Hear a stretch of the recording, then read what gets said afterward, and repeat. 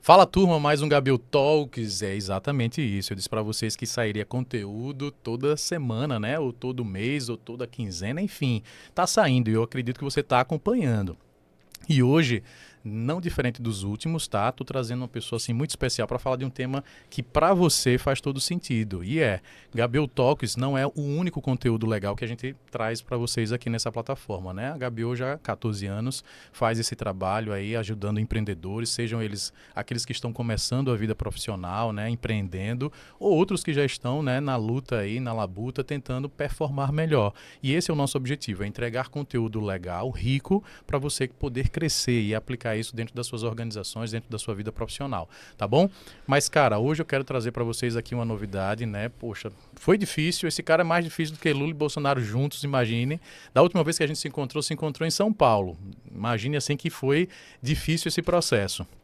E eu não quero, literalmente, apresentá-lo, né? Vou deixar o Filipão aqui apresentar, né, a trajetória dele, falar um pouco sobre o que ele faz, e você vai ver que o que a gente vai tratar aqui sobre investimentos, né, e como dar os primeiros passos dentro dessa lógica como um todo, que a gente ouve falar, vai ser sensacional. Seja bem-vindo, meu caro Felipe Libório.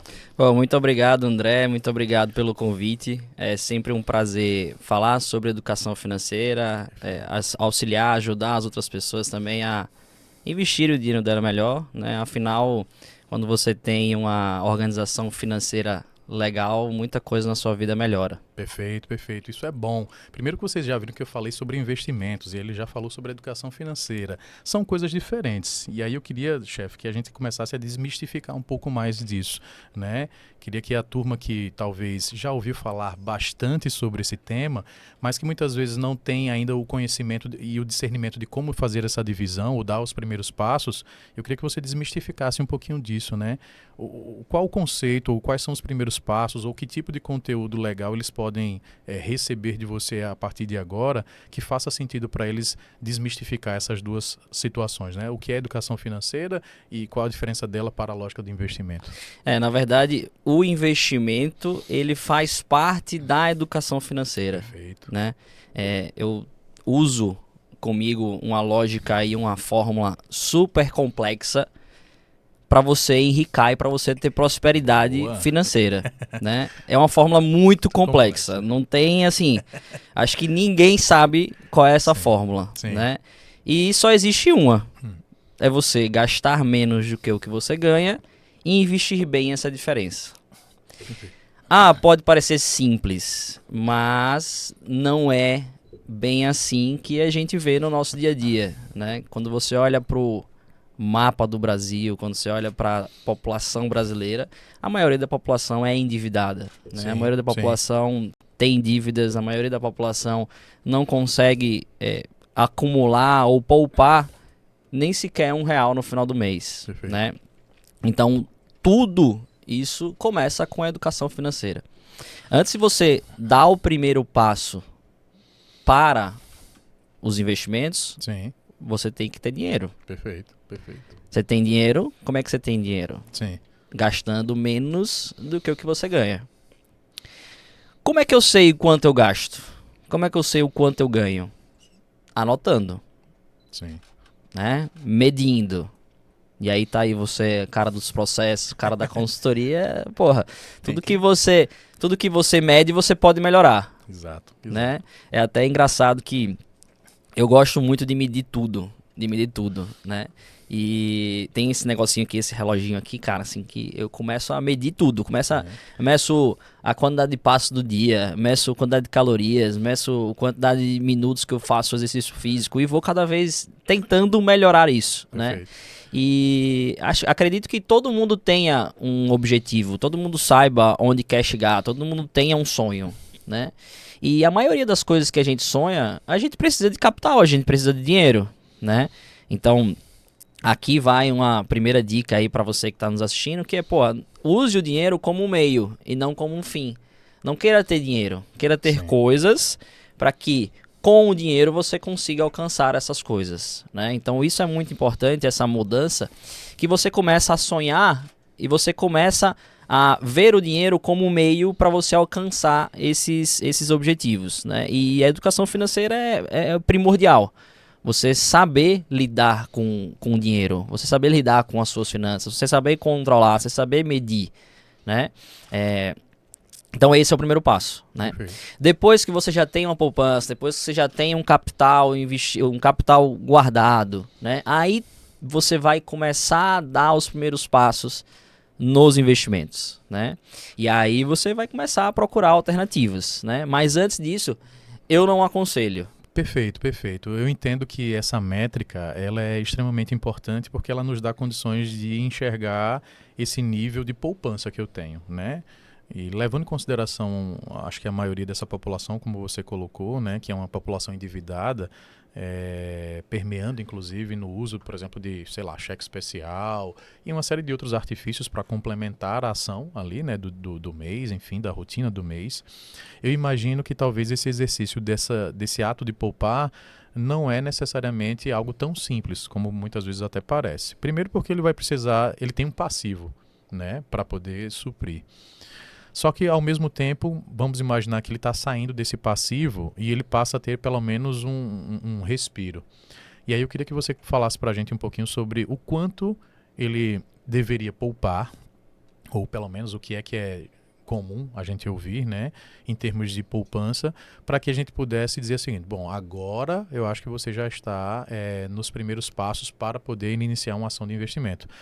E eu vou dizer para você o que é que eu tenho escutado, né? Às vezes o pessoal diz, olha, você precisa, sei lá, ter pelo menos uma reserva de emergência de 2 meses, de 3 meses, alguns falam de 6, enfim. Isso é mais um mito, né? Ou isso de fato é uma boa prática? O que é que você entende? Eu vou primeiro começar com essa questão da tentação. Sim. Desse consumo por impulso. Perfeito. Nós somos abordados e nós somos bombardeados todos os dias com campanhas publicitárias para nós consumirmos, né? São as redes sociais, o próprio governo nos estimula através dos programas que ele incentiva, né, as pessoas a comprarem a casa própria, enfim, ou as próprias instituições financeiras, quando dá um cartão de crédito muito mais alto, o limite muito mais alto do que a sua própria renda, quando libera o limite do cheque especial, e enfim, nós somos bombardeados por essas campanhas de marketing, perfeito, né? Perfeito. E quando você não tem um objetivo muito claro na sua mente do que você quer, você acaba escorregando e você acaba sendo uma vítima desse consumismo por impulso, né? Tem uma história muito boa que eu li uma vez num livro de finanças. O pai, a mãe e 2 filhos sentados na mesa de jantar, e o pai pergunta primeiro para a esposa: qual é o seu sonho? E a esposa falou: pô, meu sonho é passar 15 dias na Europa com todos vocês, passeando, bebendo bons vinhos, comendo bem, conhecendo história, conhecendo arte. Aí ele: pô, legal, bacana. Você, meu filho, qual é o seu sonho? Pô, meu sonho é passar 1 ano no intercâmbio, conhecendo pessoas novas, conhecendo uma cultura nova, vivendo uma vida completamente diferente do que eu vivo aqui. Tudo bem, meu filho, bom saber. E você, minha filha, qual é o seu sonho? Ah, pai, meu sonho é ter uma festa linda de 15 anos, onde meus amigos vão todos dançar comigo a valsa, onde o senhor vai dançar comigo a valsa, e eu vou poder festejar esse dia tão especial com quem eu amo. Pô, bacana, beleza. Passou-se os dias e eles estavam num shopping, passeando, e a filha viu na vitrine uma roupa legal que ela queria comprar. Aí o pai virou pra ela e disse assim: pô, você realmente precisa dessa roupa? Ela: pô, pai, preciso, porque eu não tenho uma roupa dessa cor e tal. Mas, veja, você não tem uma roupa de outra cor? Ela: tá, tenho. Pra onde você vai? Exige essa cor em específico? Não exige. Veja, se você comprar essa roupa, esse capital aqui, esse dinheiro aqui, vai ficar faltando para sua festa de 15 anos. O que é que você prefere? Você prefere comprar esse vestido aqui agora ou você prefere acumular esse dinheiro para sua festa de 15 anos, que é o seu sonho? Não é o seu sonho? É, pai, é meu sonho. Então tá bom, não vamos comprar não, porque eu não tô precisando, né? Então, as nossas metas, os nossos objetivos, eles têm que estar sempre conosco. A gente tem que estar sempre lembrando. Perfeito. Né? A nossa mente, ela é muito... Cara, assim, a gente perde a atenção rápida das coisas. Então, os nossos objetivos, as nossas metas, bem assim é na empresa. Né? A gente relembra lá na empresa quais são os nossos objetivos semanalmente, porque as pessoas esquecem. Né? E os nossos objetivos pessoais? Nós temos também que ficar lembrando. E isso também serve para a família, que a família tem que ter um sonho, que cada um tem que ter o seu objetivo, a sua meta. E a gente ficar sempre relembrando. E isso vai reduzir muito esse consumo por impulso. Perfeito, né? perfeito. Esse é o primeiro ponto. Tá? O segundo ponto que você falou foi a questão da reserva de emergência. Exato. Antes de você começar a investir, eu falo que você precisa ter pelo menos 3 instrumentos. Primeiro, o plano de saúde. Perfeito. É essencial. A saúde pública do Brasil não é das melhores. Então, é interessante que você tenha um plano de saúde. Cara, pode ser o mais barato que seja. Mas tenha um plano de saúde para que justamente quando você precisar, você tem onde você se assegurar ali, você ter uma saúde de qualidade. Segundo, reserva de emergência. E aí tem professores, tem educadores financeiros que recomendam 3 meses, que recomendam 6 meses, que recomendam 12 meses. Mas na prática, o que eu falo é o seguinte: tenha o valor que te deixa tranquilo. Perfeito. A literatura, a teoria, recomenda de 6 a 12 meses da sua despesa fixa. Então, se sua despesa fixa é R$2.000 por mês, você tenha de 12 a R$24.000 por mês. Mas só você mesmo vai saber o quanto é que você fica confortável. Se é com 20, se é com 30, se é com 40, se é com 50, se é com 100, se é com 500. Enfim, é só você mesmo sabe, né? O quanto você fica confortável. Então, teve plano de saúde, teve reserva de emergência. E teve o terceiro ponto, o seguro de vida, que é um instrumento importantíssimo para a questão de... mas eu não tenho um plano de saúde já? Tem, mas o plano de saúde é do hospital para dentro. O seguro de vida é do hospital para fora. Sim. Se acontece alguma coisa, você precisa ficar em casa, sem trabalhar, sem gerar renda, e você é o principal provedor da sua casa. Como é que vai acontecer com a sua família? E o plano de saúde não arcar? Você fez todo um patrimônio, você tem que vender todo o seu patrimônio para você arcar com essas despesas. Né? E o seguro de vida é justamente para isso. Questão de sucessão, seus herdeiros, como é que vão ficar em sua falta? Teve esses 3 instrumentos, aí você vai para a parte de investimentos. Vai dar o primeiro passo nos investimentos. E dentro dos investimentos, tem 3 coisas que são importantíssimas quando você vai fazer uma aplicação financeira. Primeiro, liquidez. O que é a liquidez? A liquidez é o tempo necessário em que um ativo se transforma em dinheiro. Então, por exemplo, imóvel. Certo. É fácil eu transformar um imóvel em dinheiro? Não é. Então, a liquidez de imóvel é baixa. É fácil eu transformar a caderneta de poupança em dinheiro? É fácil, é rápido. Então a liquidez da poupança ela é alta. Liquidez é o primeiro ponto. Segundo ponto, retorno. Tá? Terceiro ponto, segurança. Perfeito. Você não vai encontrar um investimento que tenha os 3. Você não vai encontrar um investimento que tenha um retorno bom, que tenha uma liquidez alta e que tenha uma segurança alta. Você tem que abrir mão de um desses 3. Aí vai também do seu consciente, né? Aí também do seu perfil. Sim. Abrir mão de algum. E o nosso papel é justamente assessorar as pessoas nisso daí. Muito bom, muito bom. Você falou de uma coisa que para mim me gerou 2 gatilhos de perguntas que eu acredito que fazem sentido. O primeiro é, entendendo que a gente pode fazer isso no ambiente familiar, a pergunta é saber se isso também pode ser transferido para um ambiente empresarial. Acredito até que sim, e eu queria que você comentasse sobre isso, né? Então, o mesmo exercício, né, no ambiente particular, né, eu enquanto pessoa, mas o exercício que a gente pode fazer também para o ambiente empresarial. Então, a empresa querendo gerar uma renda passiva futuramente, enquanto um objetivo, né, já que você falou sobre objetivo, sobre meta. E aí, qual tipo de comportamento empresarial a empresa precisaria ter, né? Levando em consideração talvez até os mesmos conceitos, né? O gasto maior do que literalmente, menor do que realmente as suas receitas, enfim. Mas uma outra coisa que me chamou a atenção na sua fala foi o ato de talvez dar um primeiro passo no equilíbrio das contas, se desfazendo de alguns ativos.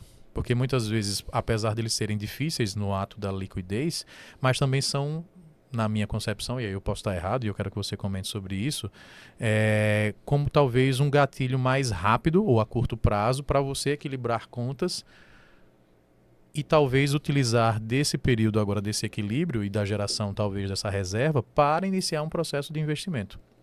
Como, por exemplo, no aspecto pessoal, sei lá, desfazer de um carro, por exemplo, para que esse carro naturalmente pague parte daquilo que você tem, sei lá, seja cartão, enfim, e você não tendo o desejo ou a necessidade, na realidade, né? Porque o desejo eu acredito até que tenha, mas não tanta necessidade de ter um carro ali no primeiro momento, mas você tenha condições de, com o valor investido ali daquele carro, né? Em função de você tê-lo vendido, iniciar um processo, naturalmente, também de investimento, né?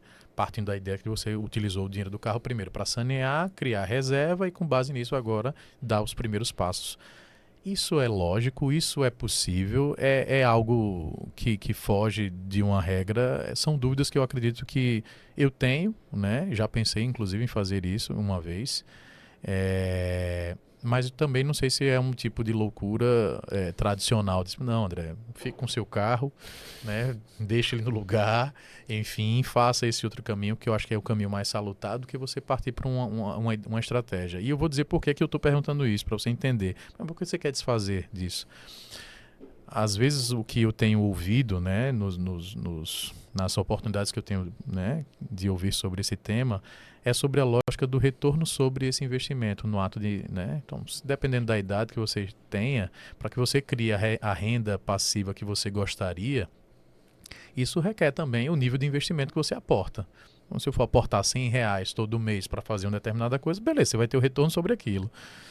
Mas para você ter aquilo que você talvez deseja, que é você ter uma renda passiva que sustente esse seu processo, você também tem que ter um buffer de investimento muito maior. É esse contexto que me faz pensar em ter atitudes um pouquinho mais abruptas para ter essa lógica acontecendo, ainda que sofra no primeiro momento. Então são esses dois pilares. Eu posso fazer aquilo de um ambiente pessoal se transformar numa consciência também empresarial. E dois, eu consigo me desfazer de ativos a curto prazo para começar a caminhar e tirar esse atraso de eu não ter tido essa educação financeira durante muitos anos da vida, né? Enfim. Bom, excelente pergunta. Primeiro, no ramo empresarial, né? O que eu aconselho muito as empresas fazerem é fazer um caixa, né? Ter um caixa. A gente sabe que não é fácil, muitas vezes, o empresário, o pequeno e médio empresário ali, ter o caixa, né? Ter caixa. Quem tem caixa é rei, né? Então tem cash is king. Exato. As oportunidades aparecem aí todas as horas, né? Mas começa devagar, começa formando primeiro esse caixa, começa formando 1 mês de despesa fixa, 2 meses de custo fixo, 3 meses de custo fixo e você entenda que essa reserva sua faz sentido você ter, né? Segundo, na questão da sucessão. Pô, hoje você é o cara principal da Gabilô. Se você vir a faltar amanhã, como é que fica a empresa? Sim. A empresa é um organismo, a empresa não é um ser humano, mas é um ser vivo. Perfeito. Né? Como é que fica a Gabilô? Vai continuar? Não vai? Quem é que vai tocar essa sucessão?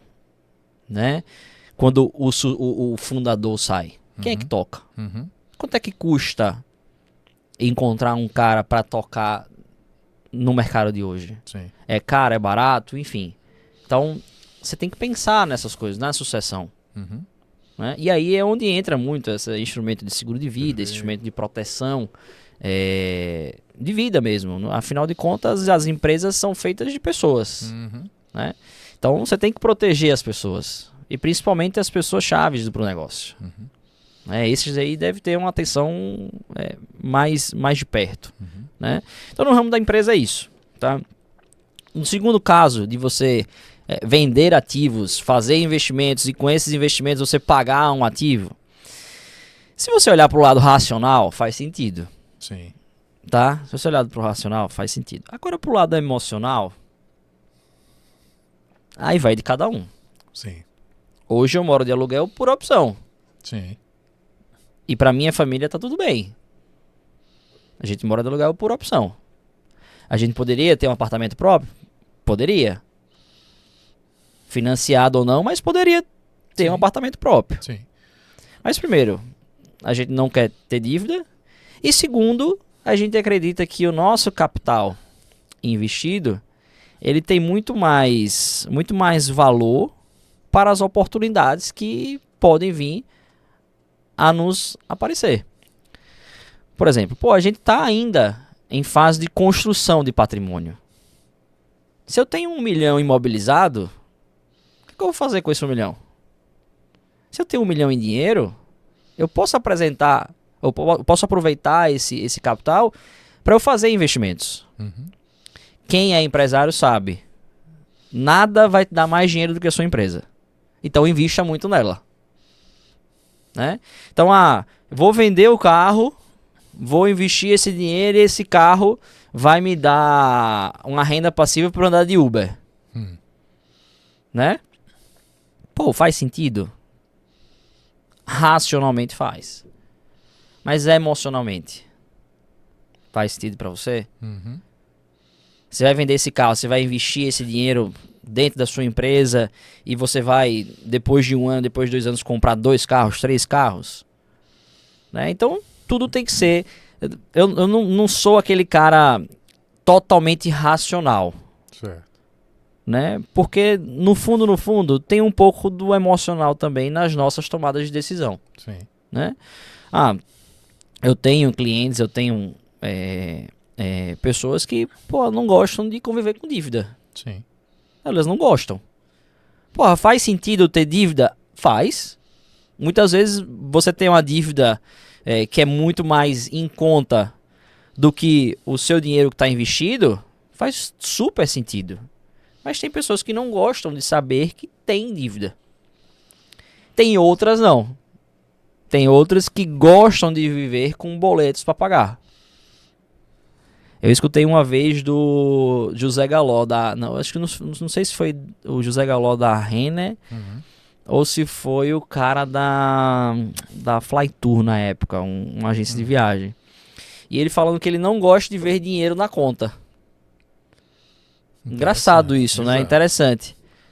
Porque ele disse que quando ele vê dinheiro na conta, ele fica preguiçoso. Ele fica acomodado. E ele gosta de ver a conta dele zerada, porque ele gosta de, todo dia ter que levantar ali e trabalhar e fazer receita, porque a conta dele tá zerada, né? Enfim, uma forma interessante de justificar o ato, né? Exatamente. É um cara que tem capital pra ter dinheiro na conta, enfim. Mas ele disse, eu não gosto de ver muito dinheiro na minha conta, porque senão eu fico acomodado. Eu saio de casa às 9 horas, saio de casa às 10 horas, eu fico acomodado porque eu sei que as contas vão estar pagas, né? Então... Vai desse perfil. Então, resumindo, assim, é muito de pessoa para pessoa essa questão equilibrar o racional com o emocional, entendeu? Boa. Felipe, eu queria que você falasse talvez um pouquinho sobre essa lógica do perfil, né? Eu vi que você começou, inclusive, a denotar da prática não só racional ou técnica, né? Mas também da lógica do comportamento das pessoas. E eu sei que, de alguma maneira, talvez seja uma das principais barreiras para iniciar esse processo, porque a partir do momento que as pessoas que encaram esse processo de iniciar ou dar os primeiros passos nos investimentos, elas entendem, né, que estão correndo riscos. Algumas podem estar muito mais propensas a correr esse risco, outras mais avessas a fazer isso. Existe um perfil ideal para essa lógica, né, de investimentos e enfim, existe uma busca, talvez, né, por parte daqueles que assessoram, por pessoas mais propensas a isso, ou isso vai muito da matriz dos produtos que muitas vezes um escritório tem para ofertar, né? Então, enfim, estou tentando desmistificar a ideia da busca por um único perfil. Mas talvez aqueles que são mais propensos e talvez em condições, né, naturalmente, né, porque eu posso ser muito propenso a correr risco, mas eu não tenho literalmente o capital para poder fazer, eu não tenho uma vida estruturada para tal. Mas sou uma pessoa muito mais consciente de que isso é importante e que talvez esteja muito mais desejoso, né, de dar os primeiros passos. Isso é uma verdade. O que é que você, diante da experiência que já possui, consegue enxergar, né? É mais fácil convencer esse cara ou é mais fácil convencer uma pessoa que tem uma base estruturada, é avesso a riscos, mas que tem literalmente a base, a estrutura para poder fazer ou dar os primeiros passos? Não tem uma resposta pronta, tá, né? Uma resposta única para essa pergunta. O que eu posso falar é, se eu perguntasse para você, André, você prefere ter 100% de chance de ganhar 10 mil reais? Sim. Ou você prefere ter 50% de chance de ganhar 20 mil reais? 50 de 20. 50 de 20. É. Mas se eu perguntar para 10 pessoas, 8 vão responder 100% de chance para ganhar 10. Tá. As pessoas são conservadoras. As pessoas não gostam de tomar risco. Uhum. Elas preferem ter o certo, ter o garantido, do que arriscar ter 50% para ganhar 10 mil. Veja, no final do dia, o resultado é o mesmo. Se você ganhar os 50%, você vai ganhar 10 mil. Mas você já tem 100% aqui de chance de você ganhar 10 mil reais. Sim. Né? Então as pessoas são conservadoras. Ninguém gosta de perder dinheiro. Sim. Ninguém gosta de ver o seu patrimônio desvalorizar.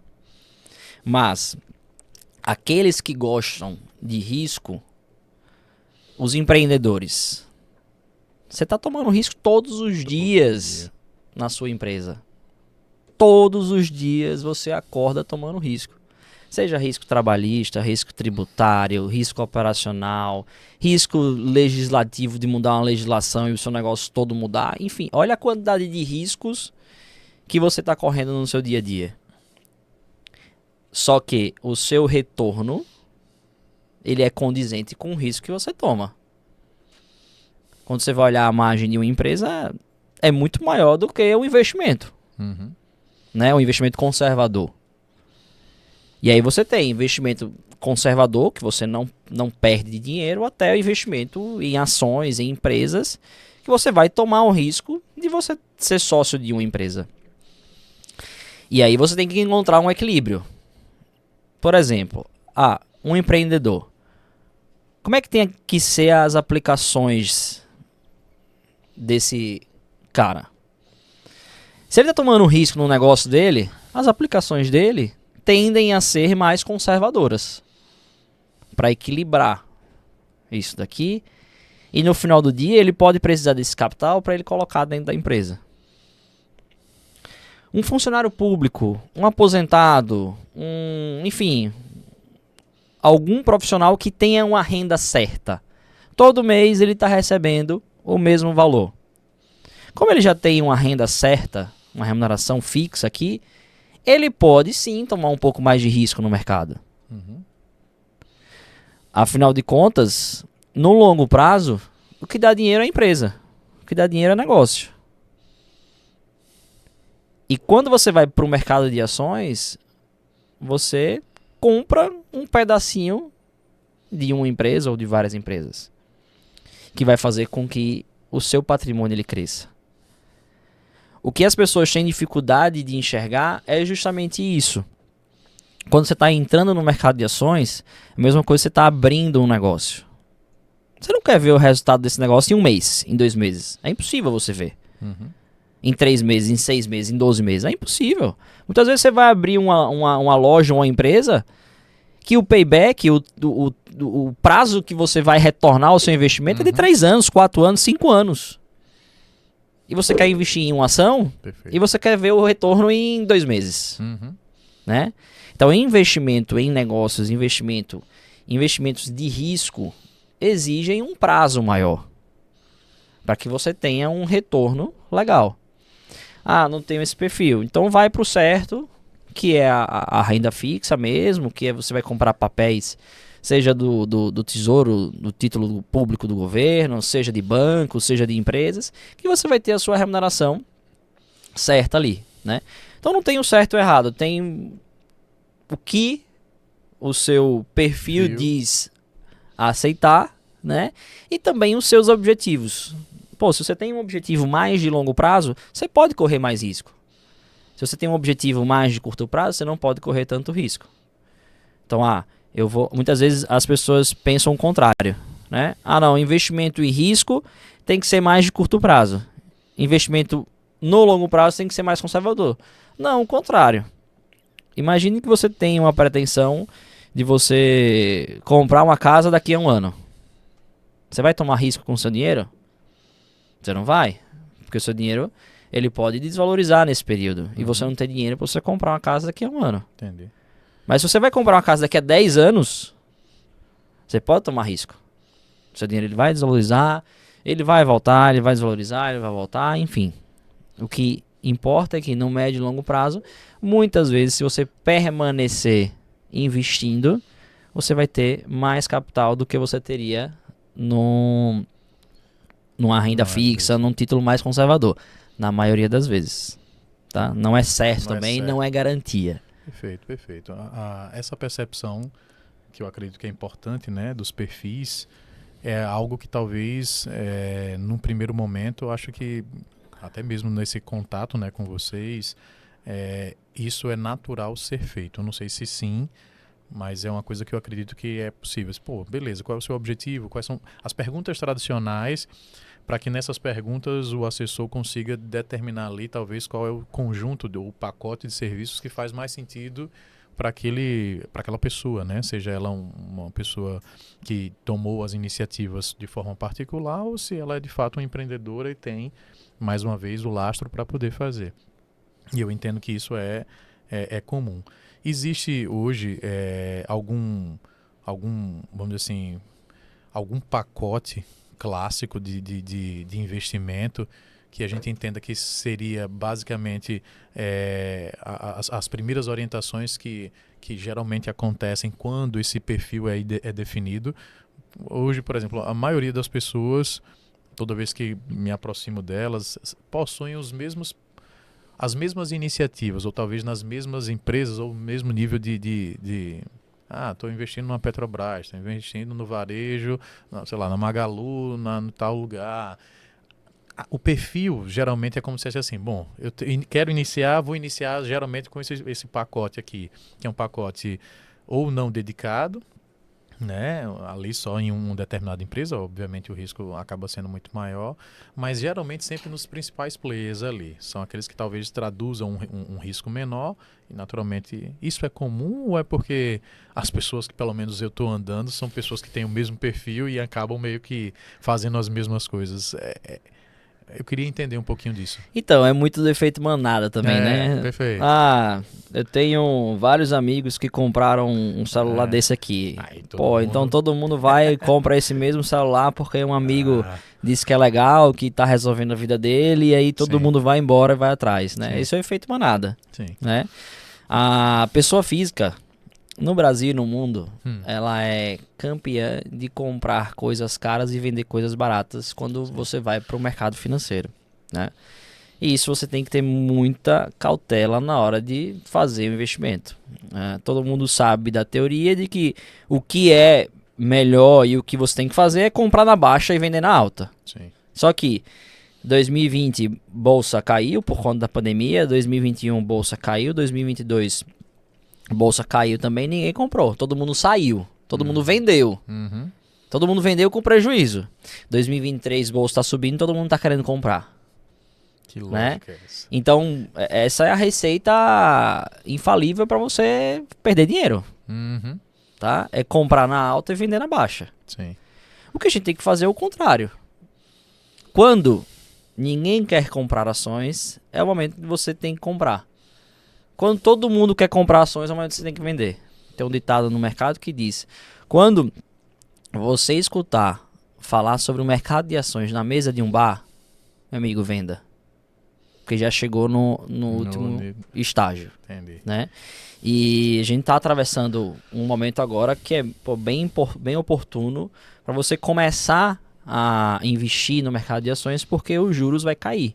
Né? Hoje nós temos um juro alto no Brasil, então a expectativa é que os juros comece a cair, e aí o mercado de ações tende a se valorizar. Então você vai estar comprando ali na baixa. Né? E saber também escolher empresas, escolher ativos, né? Escolher fundos de ações que investam em várias ações, né? Não colocar todos os ovos numa única cesta, ter uma assessoria especializada. Sim. A gente vive o dia a dia do mercado financeiro, do mercado de ações, do mercado de investimentos. Então tenha uma assessoria. Sim. Né? Tenha um cara que você pode ver assim, pô, o nosso propósito dentro da Vert Investimentos é ser referência na tomada de decisão financeira dos nossos clientes. Né? Então, toda a decisão financeira que o nosso cliente possa vir a tomar, nos consulte antes para ver se é a melhor mesmo decisão que ele vai estar tomando. Né? Seja num financiamento imobiliário, seja na compra de ações, seja no investimento em renda fixa, enfim. Então esse é o nosso propósito, é justamente ser essa referência. Né? E o que eu vejo é que muitas pessoas vão através de amigos, conhecidos. Isso. E que muitas vezes esse cara não sabe o que está fazendo, ele viu em um jornal, ele viu em um Twitter, ou ele viu em alguma rede social algum influenciador falando que era para comprar, e aí ele foi lá e comprou, e aí falou pro amigo e vai o efeito manada. Né? Aconteceu muito isso com algumas empresas bem conhecidas aí no Brasil, e que depois desvalorizaram, né? E as pessoas dizem assim, pô, isso aí é cassino, isso aí é jogo, não é para mim. E aí acabam tomando esse preconceito aí de quem ganha dinheiro é quem tem informação. No final do dia, a informação é o que vale, né? Quando você tem informação, você sai na frente. Né? Isso em todos os negócios.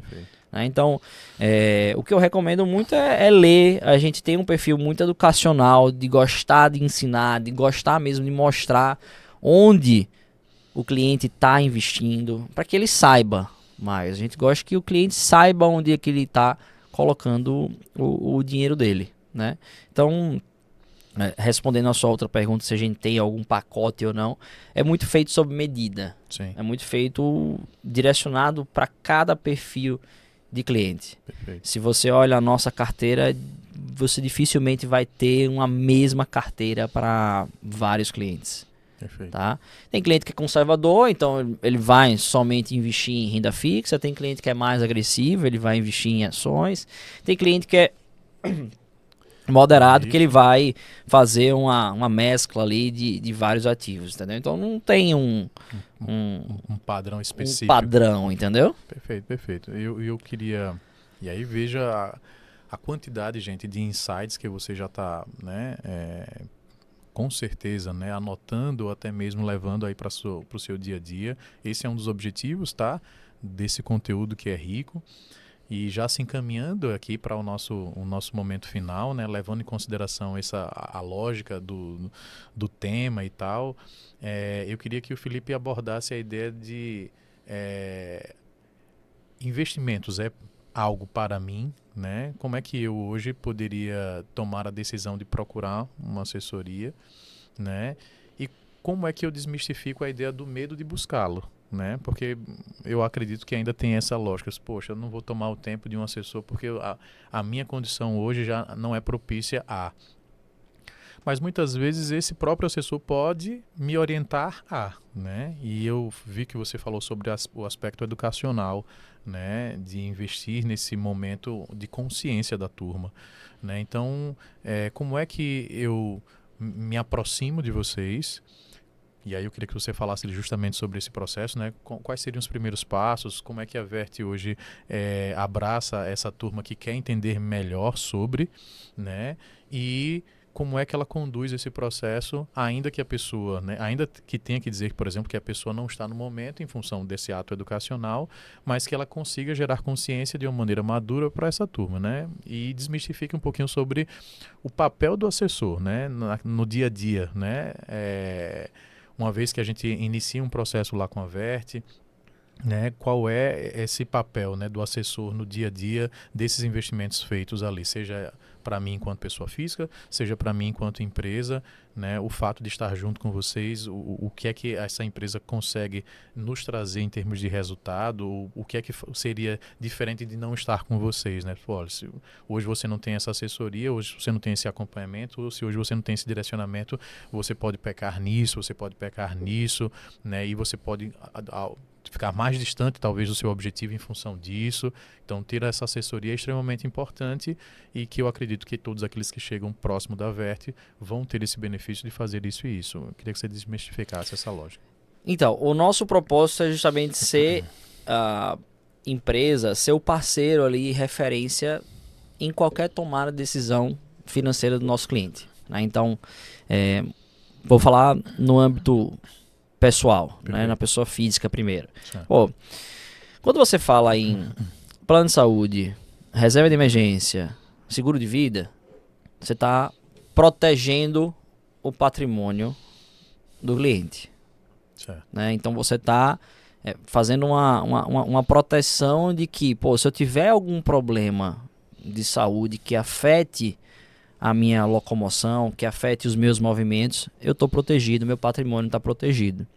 Se eu for embora, minha família está protegida, minha família vai ficar bem, né?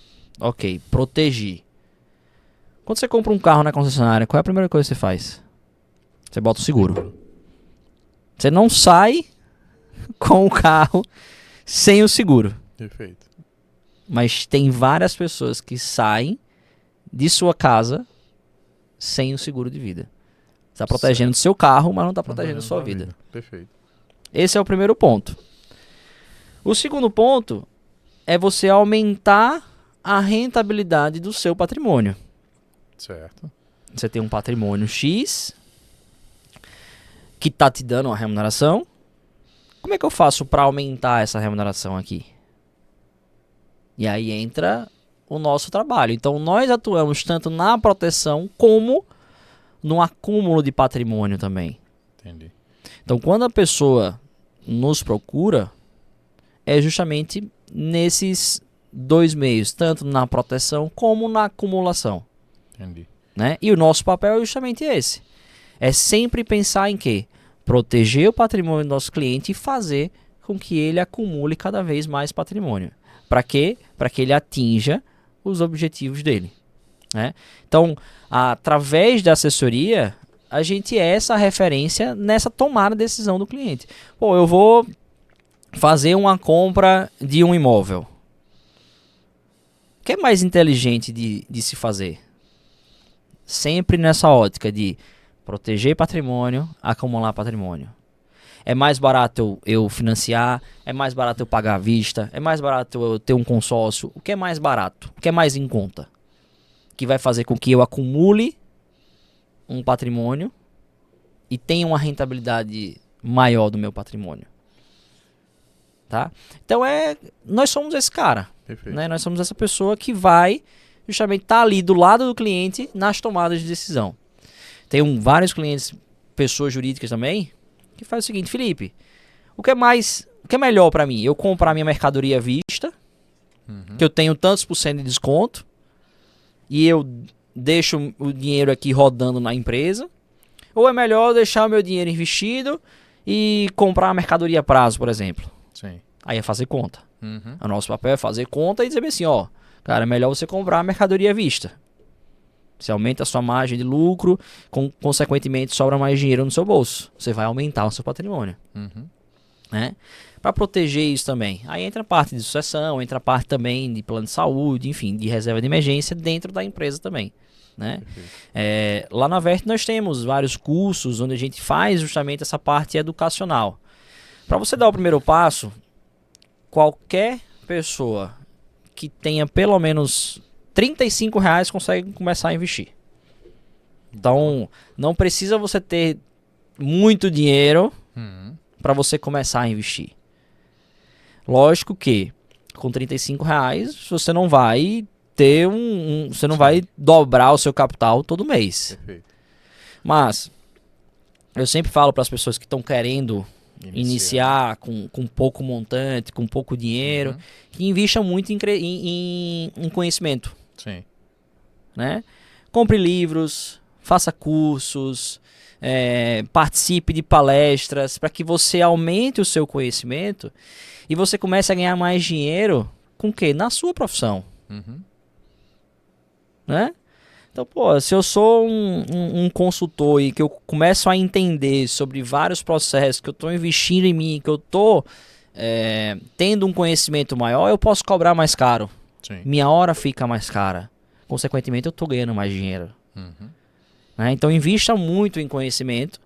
E aí, depois, quando você começar a ganhar muito dinheiro e sobrar também muito dinheiro, você já vai ter um montante muito maior, né? Para fazer investimentos. Então, outra coisa também é comprar e vender coisas. Então, pô, eu tenho R$100 aqui, tenho R$200 aqui. Pô, comece a comprar e vender coisas, né? Sei lá, tem o Rick Chester lá, que ficou famoso por vender água na praia. Sim. Né?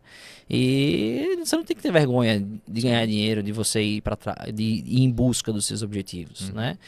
Botar mesmo o negócio para funcionar ali. Perfeito, perfeito. Meu caro, veja, caminhando para esse final, né? Eu queria que você deixasse um recado aí para a turma, tá? A turma de empresários, obviamente, e para a turma pessoa física mesmo, né? A minha expectativa é que a gente com essa palavra final, né, caminhando aí para esse final desse podcast, a gente tem ali literalmente as orientações que eu acredito que todos aqueles que estão nos ouvindo deveriam ter. Se eu tivesse que dizer assim, Felipe, dê um recado aí final, né, e qual seria o seu conselho, qual seria a sua orientação para, né, essa turma que está ouvindo isso ou pela primeira vez, ou que já cansou de ouvir em outros meios, mas que se conscientizou a partir desse bate-papo, que quer dar os primeiros passos, que faz sentido dar os primeiros passos e que precisa desse canal aberto para isso, né? Qual é o conselho do Felipe nesse sentido? Primeiro ponto, né? Você parar uma horinha por semana para você olhar para suas finanças. Boa. Nós temos 24 horas no dia, 7 dias por semana. Não é possível que você não tenha uma hora para você parar para o seu financeiro e dizer bem assim, Sim. Como é que está o meu financeiro? Tá. Né? Quanto é que eu estou gastando? Quanto é que eu estou recebendo? Quanto é que está sobrando? O que é que eu posso fazer para sobrar?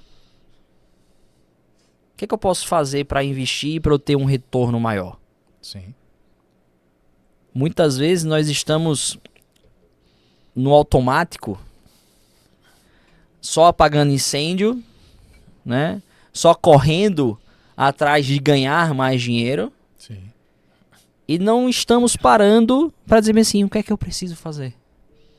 Qual é o meu objetivo dessa semana? Qual é o meu objetivo do mês? Qual é o meu objetivo do ano? Todo mundo quer ganhar na Mega Sena, todo mundo quer ficar rico, todo mundo quer ficar milionário. Mas como é que eu vou fazer isso? Se eu não paro uma hora por semana para eu analisar como é que tá as minhas finanças. Então é o conselho que eu dou, assim, não precisa de muito. Precisa parar para olhar, para entender. Para estudar, vou ver um vídeo no YouTube, como é que eu faço uma planilha de orçamento doméstico. Vou ver um vídeo no YouTube, como é que eu faço estratégias para eu ganhar mais dinheiro, estratégia para eu economizar mais dinheiro. Então pare uma horinha por semana para você estudar sobre finanças, né? Então esse é o conselho que eu dou, tanto para a pessoa física como para a pessoa jurídica também, né? O empresário muitas vezes está ali no automático também, querendo só vender, mas pare um pouquinho e dizer assim, como é que estão os meus custos? Perfeito. Aqui. O que é que eu posso cortar? Despesa que nenhum, eu tenho que cortar sempre. Né? Então, o que é que eu posso cortar? Que não vai impactar, que não vai fazer falta. Né? Então é um pouco disso, é você realmente parar e olhar para as suas finanças, como você para e olha muitas vezes para a sua saúde, como você para e olha para a sua família, como você para e olha para o seu espiritual, e é você parar e olhar para as suas finanças. Muito bom, muito bom. Senhoras e senhores, Gabriel Talks mais uma vez, né?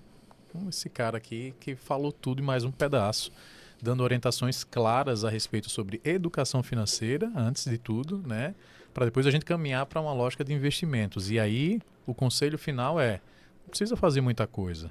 Pare um tempinho básico para olhar como é que está a sua vida financeira. Seja para um campo educacional, onde você vai começar a colher, né, o fruto do ato do ensino, e ao mesmo tempo não ficar apenas no ensino, mas praticar esse ensino, né, exercitar isso, seja fazendo a sua planilha, né, financeira, né, que identifique literalmente sobre como as coisas funcionam, né, mas fazer também desse processo um processo que você vai evoluindo para a próxima fase, né, construir as bases para que você possa fazer investimentos mais robustos.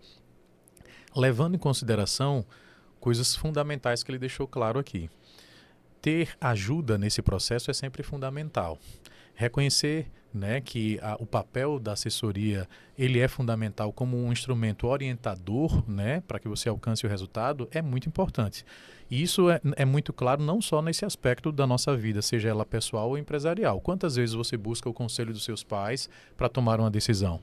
No final das contas, eles estão sendo assessores da sua tomada de decisão.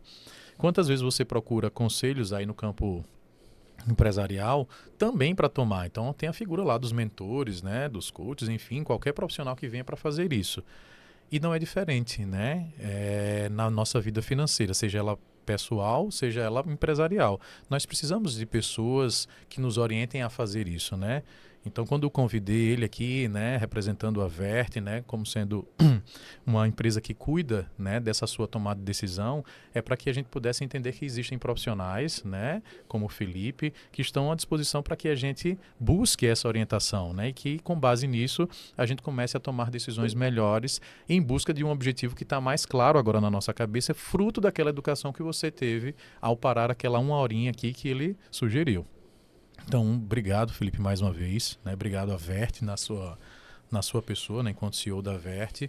Espero que esse, literalmente, não seja o nosso primeiro encontro, certo? Ou não seja o último encontro, né? O primeiro está sendo nesse sentido, mas que a gente tenha tantos outros encontros agora para falar sobre esse ponto, que é um ponto fundamental, né? Na vida das pessoas. E eu acredito que vai ser sempre um prazer tê-lo, né? E ouvi-lo, obviamente, e não apenas ouvi-lo, mas exercitar isso, né? Espero que nos próximos eu já tenha dito, olha, não vendi meu carro, inclusive, né? Permaneci com o meu carro, porque eu não vou, né, fazer esse investimento. Comecei a fazer isso também na organização assim, assado, enfim, começar a exercitar mesmo esse processo, porque eu acho que é um processo que faz todo sentido para aqueles, né, que estão no nosso dia a dia, que estão empreendendo, enfim. Então, sensacional. Espero vocês lá no nosso próximo episódio. Gabriel Talks mais uma vez. Muito obrigado aí pela sua audiência e seu tempo investido em nos ouvir, tá bom? Abraço. Foi? Foi? Eu sei. Para falar mais sobre, se for o caso, a gente pode ser. Tipo assim, pra ele, falar sobre as redes e falar sobre coisa. Tipo assim, pô, se você gostou, tá, não sei o que, onde é que as pessoas podem procurar? É porque eu imaginei que ele faria isso no momento da fala dele, né? Como ele não fala, aqui, Então, aí eu vi quando você falou assim, porque eu senão fico olhando muito pra aí. Aí o que é que eu fiz? Eu bati o olho rápido, aí eu vi que você disse a primeira. E depois quando você levantou de novo, eu já não olhei porque eu já tava olhando pra cá. Aí eu já não vi a segunda, né? Mas a primeira eu já fiz. Você bota na edição, pô. Exato. Deixa ele fazer a segunda e... Você quer que eu faça? Feche. Eu acho que é melhor você falando do que... Então vamos lá. Vamos lá. Vamos imaginar que... eu não preciso, né? Porque você vai pegar a minha fala e ele vai botar. Isso. Eu acho que é melhor. Aí, deixa eu ver aqui. Você vai fazer o seguinte.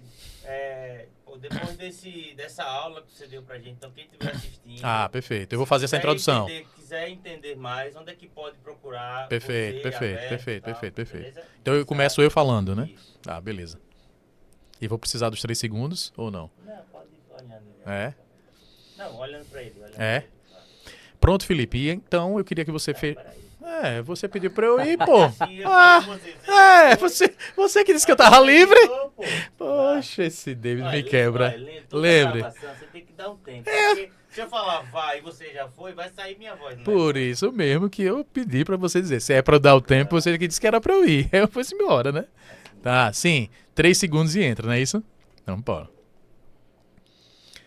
Beleza, Felipe. Então, levando em consideração esse aspecto, eu queria que a turma soubesse onde é que pode encontrar a Vert, né? No final das contas, eu acho que esse acesso é importante por dois grandes motivos. Pelo aspecto educacional que você falou, né? Que a Vert tem como propósito, mas dois também pelo aspecto técnico da orientação, né? Poxa, onde é que eu posso encontrar a Vert? Onde é que as pessoas que estão nos ouvindo conseguem acessar vocês, seja por um canal online ou por um canal físico? Queria que você deixasse esse recado também, deixando esse acesso aí para a turma. Bom, nós temos um escritório físico, né, em Aracaju, em Natal, no Rio Grande do Norte e no Rio de Janeiro.